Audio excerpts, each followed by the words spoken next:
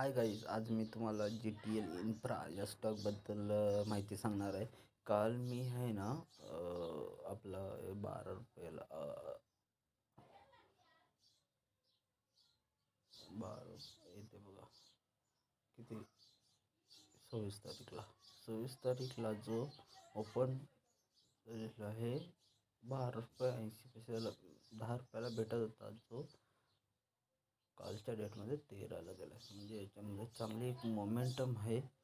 आणि बघा, अजूनच बघा, 27 तारीख आहे, 9/15ला कितीला ओपन झाला, 12.81ला. आणि आज तो कितीला गेलेला आहे, 13 रुपये. म्हणजे माझ्या माहितीनुसार या स्टॉकमध्ये चांगला पैसे बनू शकतात लॉंग टर्मसाठी.